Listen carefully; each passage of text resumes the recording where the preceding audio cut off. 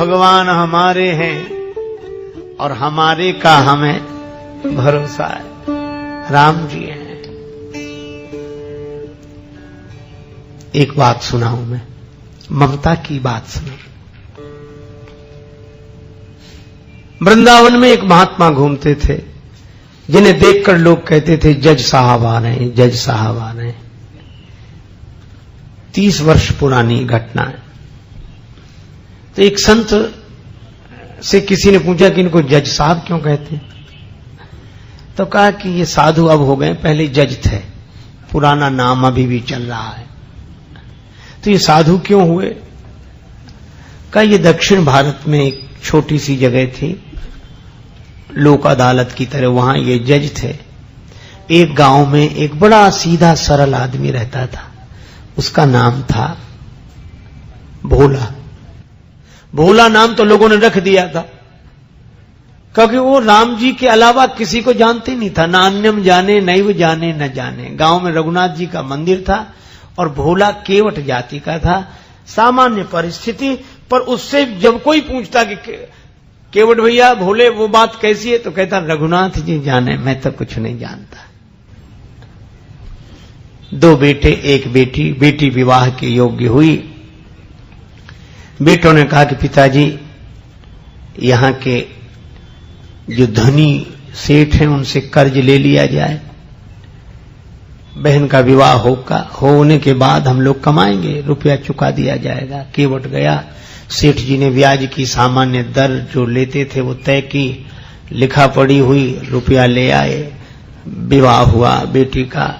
बेटी विदा हुई ससुराल को और केवट ने घर छोड़ दिया। गांव में रघुनाथ जी का मंदिर था, वहीं रहने लगा। सबके ममता ताग बटोरी, मम पद मनहि बांधि बर डोरी, रहने लगा। बेटों ने कमाई करके पैसा दिया, केवट लौटाने के लिए गया सेठ जी के पास। सेठ जी ने रुपया ले लिया, ब्याज ले लिया, रसीद लिखकर दे दी कि पाई पाई से पैसा मिला। और कहा केवट पढ़ो क्या लिखा है। केवट बोला रघुनाथ जी जाने, मैं तो कुछ नहीं जानता क्या लिखा।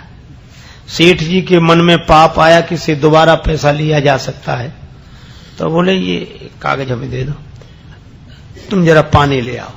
वो 1 गिलास पानी लेने गया, सेठ जी ने वो रसीद छिपा के रख ली।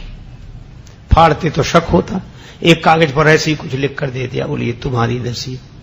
केवट ले गया, रघुनाथ जी के चरणों में रखकर जिस कमरे में रहता था वहां रख दी, और अपना राम जी से मतलब सबके ममता ताग बटोरी, मम पद मनहि बांधे बर डोरी। सेठ जी ने मुकदमा कर दिया। केवट ने रुपया दिया था, चुकाया नहीं, कहता दे चुके हैं। अदालत में केवट को जाना पड़ा। वही जज जो महात्मा हो गए थे, उन्होंने कहा कि तुमने रुपया लिया था? हाँ। चुका दिया? इसका प्रमाण? कागज। जज साहब ने कहा ये तो कोई सबूत नहीं है, इसमें कुछ लिखा ही नहीं है। केवट सरल आदमी रोने लगा, रघुनाथ जी जाने, मैं तो ये इसी को रसीद समझे था। जज साहब दयालु हृदय के थे, बोल रो मत, तुमने जब सेठ जी का रुपया वापिस दिया तब तुम्हारे सेठ जी के बीच में कोई तीसरा था? तो केवट की जो आदत थी, जो स्वभाव था, उसी भाव से बोला सत्य कहता हूं जज साहब, सेठ जी को जब मैंने रुपया वापिस दिया तो मेरे और सेठ जी के बीच में सिवा रघुनाथ जी के और कोई नहीं था। जज साहब बोले अच्छा तुम जाओ, अगली तारीख पर आना। जज साहब ने समझा कि रघुनाथ जी को इनके गांव के रहने वाले सज्जन होंगे। जज साहब ने अपने खर्चे से रघुनाथ जी के नाम सम्मन जारी कर दिया। अब चपरासी पूरे गांव में सम्मन लिए घूमे, उस गांव में रघुनाथ जी नाम का कोई आदमी नहीं था। चपरासी तो परेशान हो गया। एक ने कहा रघुनाथ जी का मंदिर जरूर है, बोले वही बताओ। गया चपरासी, पुजारी बाहर बैठे थे। चपरासी को देखा, क्या बात है, सम्मन दिया, रघुनाथ जी का मंदिर यही है? हाँ लो। पुजारी जी समझ गए, मन ही मन सोचने लगे कि जब भगवान ने मंगा ही लिया तो हम वापिस काहे करें। हस्ताक्षर पुजारी जी ने कर दी। चपरासी समझा यही रघुनाथ जी हों। पुजारी जी ने सम्मन रघुनाथ जी के चरणों में रख दिया और आंखों में आंसू भरकर बोले प्रभु आपको पोशाक कई बार आई होगी, भोग लगाने के लिए तरह तरह के पदार्थ आए होंगे, आभूषण कई बार भक्त लेकर आए होंगे, लेकिन सम्मान पहली ही बार आया होगा। पर भक्त जो न करें सो थोड़ा। प्रभु उस दीन का आपके अलावा कोई, वो आपके अलावा किसी को जानता ही नहीं है, और उसकी इलाज तो आपके ही हाथ है। केवट से कहा कि तुमने क्यों लिखा दिया रघुनाथ जी का नाम? केवट बोला कोई झूठ लिखा दिया, हमारे रघुनाथ जी सदा हमारे साथ हैं थे। और केवट तो यही कहे, हरि बिन संकट कौन निवारे, हरि बिन संकट कौन निवारे।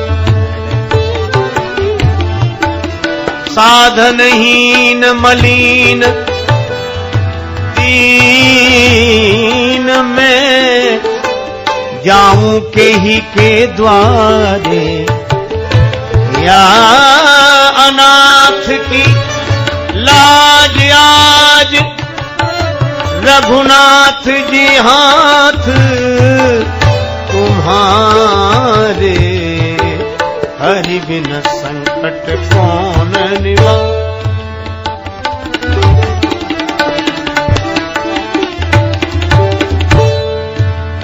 दीन दयालु सुने जब ते, तब ते मन में कछु ऐसी बसी है, हेरू कहां और जाऊं कहां, बस तेरे ही नाम की फेंट कसी है।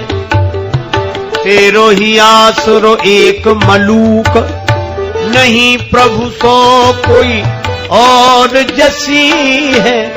ये हो मुरारी पुकारी कहूं, अब मेरी हंसी नहीं तेरी हंसी है, संकट कौन निवारे, हरि बिन संकट कौन, हरि बिन संकट कौन निवारे। या अनाथ की लाज आज रघुनाथ जी हाथ तिहारे, कहीं नहीं गया, किसी को जानता ही नहीं राम जी के अलावा। तारीख के एक दिन पहले ही पुजारी जी बोले तुम आज ही जाओ ताकि समय से पहुंच जाना। अब रघुनाथ जी के मन की तो रघुनाथ जी जाने। केवट रघुनाथ जी के चरणों में प्रणाम करके चला गया। दूसरे दिन सवेरे पुजारी जी बड़ी जल्दी जगे, भगवान की आरती पूजा की, नया वस्त्र पहनाया, भोग लगाया। उनको लग रहा था आज भगवान पहली बार बाहर जा रहे हैं, कपड़े अच्छे पहनावे। रोने लगे पुजारी जी, भाव की तो बात है। प्रभु आपको जो पोशाक अच्छी लगे वही पहनकर जाना, लेकिन जाना जरूर, उसका कोई नहीं है आपके अलावा। उधर केवट पहुंचा, सेठ जी पहुंच गए। जज साहब ने कहा केवट तुम्हारे गवाह रघुनाथ जी कहां हैं? केवट बोला हुजूर यहीं कहीं होंगे, भी तो सब जगह रहते हैं। जज फिर भी नहीं समझे, चपरासी को आदेश दिया आवाज लगाओ। चपरासी आवाज लगाने, रघुनाथ हाजिर है, रघुनाथ हाजिर है, रघुनाथ हाजिर है, रघुनाथ हाजिर है, रघुनाथ हाजिर है, हाजिर है। ऐसे 3 नारे जो लगाए हैं तो क्या देखा, एक बूढ़ा आदमी हाथ में लकड़ी पकड़े, कमर झुकी है, हाथ से इशारा कर रहा है। हाजिर है ऐसे 3 नारे जो लगाए हैं, चाल लटपटी सी एक वृद्ध की झुकी सी देह, दुपटी फटी सी शीस बांधे धर धाये हैं, हाथ माहे छड़ी पड़ी तुलसी की हिये माल, माथे पर रोरी चारु चंदन चढ़ाए हैं, साहब के सामने विनीत चपरासी साथ, आज रघुनाथ जी गवाह बने आए। भगवान गवाह बनकर आ गए। जज साहब ने देखा, गज सेठ जी चौंके कि ये कौन है? जज साहब ने कहा कि आप थे वहां। रघुनाथ जी ने कहा केवट ने रुपया दिया है, उसका प्रमाण बोले इन्होंने रसीद भी लिख ली थी। सेठ जी को यहीं रखा जाए, इनके मकान में सामने वाली बैठक कि सामने वाली दीवार में 3 अलमारियां हैं, बीच वाली अलमारी में बही रखी है 32 नंबर की, उसी में वो रसीद अब तक सुरक्षित है। सर्वांतर्यामी भगवान से क्या छिप सकता। सिपाही भेजे गए, बही मिल गई, रसीद मिल गई, सेठ जी को दंडित होना पड़ा। केवट बाई इज्जत भरी हुआ, रघुनाथ जी तो गायब हो गए, पहले काम तो हो ही गया था। अब जज साहब ने सोचा कि इतने दिन हो गए फैसला सुनाते, पर ऐसा गवाह आज तक नहीं मिला। तो केवट से अकेले में पूछने लगे, केवट ये रघुनाथ जी कहां रहते हैं? केवट बोला, हुजूर जहां हम रहते हैं। तो तुम कहां रहते हो? बोले जहां रघुनाथ जी रहते हैं। जज साहब बोले, हम समझे नहीं, तुम लोग एक ही जगह एक ही गांव के रहने वाले हो? केवट बोला, हाँ हुजूर, आपको कैसे समझाएं, आप तो पढ़े लिखे हो। पढ़े लिखों को समझाना बहुत कठिन है, भक्ति की बात, भगवान की बात। जज साहब बोले, तो ये है कौन? केवट बोला, हुजूर ये वो है जिनका मंदिर है। तो बोले, इन्होंने मंदिर बनवाया है? देखने से तो नहीं लग रहे थे कि ये कोई इतने बड़े संपन्न आदमी होंगे जिन्होंने मंदिर बनवाया। पुजारी भी नहीं लग रहे थे, पता नहीं। केवट बोला, हुजूर ये वही हैं जो मंदिर में बैठे हुए हैं। अब तो जज साहब ने चपरासी को बुलाया। चपरासी कांपने लगा, हुजूर ये वो आदमी नहीं था जिसने हस्ताक्षर किए थे। अब जब गांव में पता लगाया तो जज साहब भाव विह्वल हो गए, अपने कमरे पर आए, बंगले पर रोने लगे। लोगों ने कहा, रोने का कारण क्या? जज साहब रोते हुए बोले, शिव शारद नारद शेष गणेशहु के नहीं ध्यान में आते रहे, सोई आज विनीत अदालत में केवटा के गवाह कहाते रहे।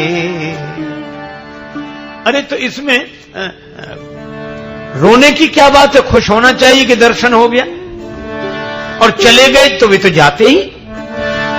जज साहब बोले, सुख धोखे दर्श दिए को भयो, दुख नाहिन जो तज जाते रहे। फिर रो क्यों रहे हो? बड़ी भाव भरी बात कही। जज साहब बोले, आज मुझसे बहुत बड़ी गलती हो गई। कौन सी? कुर्सी पे बना जज बैठा रहा, और जगदीश खड़े समझाते रहे। कुर्सी पर जज बना बैठा रहा, और जिनकी अदालत में सबको उपस्थित होना पड़ता, वे भगवान खड़े खड़े गवाही देते रहे। ऐसा वैराग्य हुआ। उसी दिन पद से इस्तीफा दे दिया, वृंदावन आ गए, साधु जीवन बिताया। अक्सर खड़े रहते थे, कहते थे भगवान खड़े रहे, मैं बैठा रहता तो खड़े ही रहना अच्छा है। मंदिर में जाते तो अंदर नहीं जाते, बाहर से ही दरवाजे की धूल सिर पर चढ़ा लेते। कोई कहता कि अंदर क्यों नहीं जाते, तो कहते कि मैं उन्हें मुंह दिखाने लायक नहीं हूं, मुझसे जो अपराध हुआ है। यह भाव केवट के कारण भगवान गवाह बने। क्या था केवट में? सबके ममता ताग बटोरी, मम पद मन ही बांध बर डोरी, अस सज्जन मम उर बस कैसे, लोभी हृदय बसे धन जैसे। ये सज्जन की दूसरी परिभाषा है।